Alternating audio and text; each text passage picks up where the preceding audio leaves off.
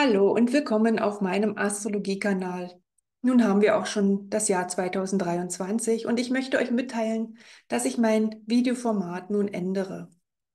Das habt ihr auch sicher schon bemerkt, dass ich im Januar gar keine astrologische Vorschau gebracht habe. Der Grund ist, ich habe gemerkt, dass es mir einfach zu oberflächlich ist und die Informationen euch nicht helfen, etwas im Leben zu verändern. Deshalb habe ich mich entschieden, euch intensiver über die wirklich wichtigen Dinge aus der Astrologie, aber auch aus der systemischen Arbeit zu informieren. Und heute werde ich gleich mal mit dem Heilerplaneten Chiron anfangen, da er extrem wichtig für uns ist. Denn da, wo Chiron im Horoskop steht, da bist du am tiefsten verwundbar. Aber dort liegt auch gleichzeitig deine größte Gabe. Okay, dann sage ich erstmal allgemein was zu Chiron.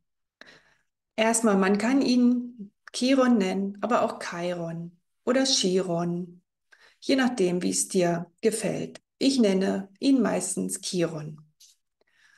Er wurde 1977 entdeckt und Chiron ist kein Planet, er ist eine Art Asteroid und gleichzeitig auch ein Komet. Und denn erst in den 90er Jahren wurde nämlich entdeckt, dass er einen Schweif hat. Und er wurde als erster der Asteroidenklasse der Zentauren entdeckt. Und normalerweise ziehen Asteroiden ihre Bahnen zwischen Mars und Jupiter. Aber Chiron und die anderen Asteroiden der Zentauren tun das eben nicht. Chiron zieht seine Bahn nämlich zwischen Saturn und Uranus. Deshalb wusste man erst nicht, ob man Chiron den Asteroiden überhaupt zuordnen soll, was man aber später tat. Chiron läuft in einer exzentrischen Bahn und braucht circa 51 Jahre um die Sonne. Und wenn Chiron der Sonne und der Erde am nächsten ist, läuft er innerhalb der Saturnbahn. Aber wenn der Abstand zur Sonne und Erde am größten ist, läuft er innerhalb der Uranusbahn. Das heißt, er verbindet altes Saturn mit dem neuen Uranus. Sozusagen stellt Chiron eine Brücke her zwischen diesen beiden. Er verbindet sozusagen Geist und Materie.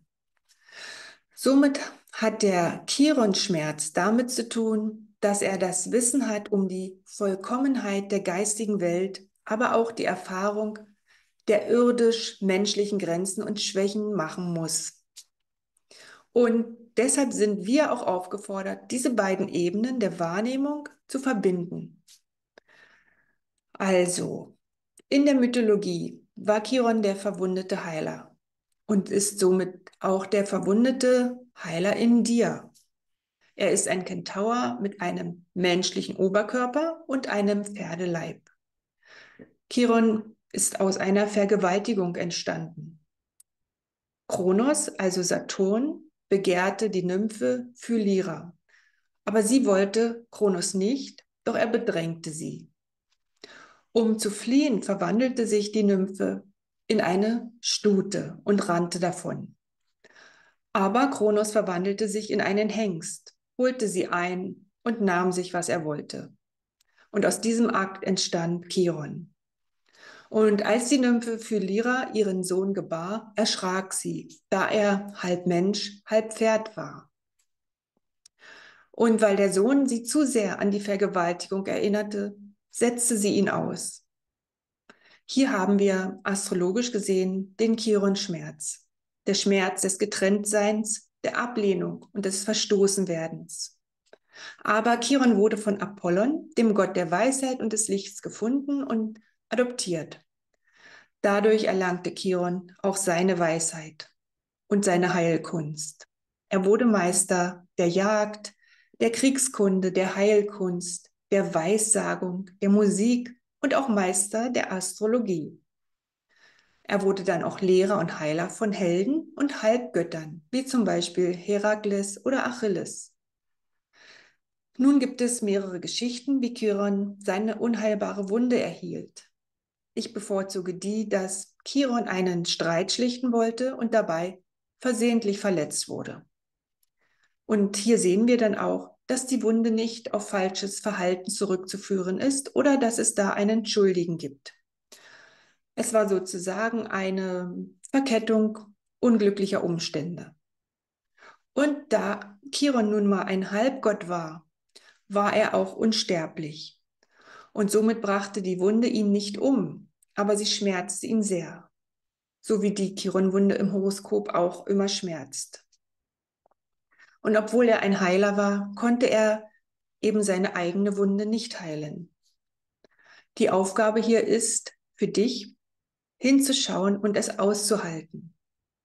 Annehmen, was ist und dadurch zur Weisheit zu gelangen.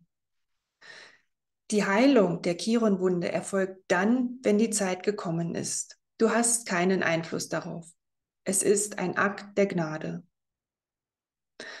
Chiron steht somit für deine mitgebrachte Wunde, meistens aus der Kindheit, und gleichzeitig für eine mitgebrachte Begabung.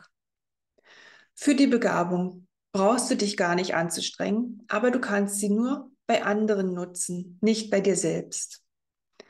Und es macht auch wenig Sinn, nach dem Warum dieser Wunde zu fragen.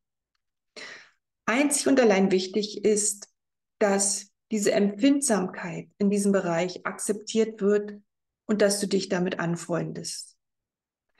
Denn nur dann kann die Begabung auch gelebt werden. Gut, nun nenne ich mal ein Beispiel von Chiron. Ich nehme Chiron im Widder oder Chiron im ersten Haus. Die Wunde hier ist, dass man immer wieder Probleme hat, sich zu zeigen, sich durchzusetzen oder überhaupt gesehen zu werden und mutig zu sein. Man wird immer wieder schmerzhaft damit konfrontiert. Wenn man diese Wunde, diese Empfindlichkeit in diesem Bereich annimmt, dann kannst du diese Gabe leben, anderen Mut zu machen, anderen zu helfen, sich durchzusetzen, anderen zu zeigen, was sie wert sind. Sprich, du kannst ein hervorragender Therapeut, Therapeutin werden, ein Coach oder Lebensberaterin. Und somit hat jedes Zeichen und Hausstellung mit Chiron eine große Bedeutung für dich. Es ist wert, sich das anzuschauen, damit du verstehst, warum manches im Leben dir schwerfällt und wie du eben deine Gabe daraus ziehen kannst.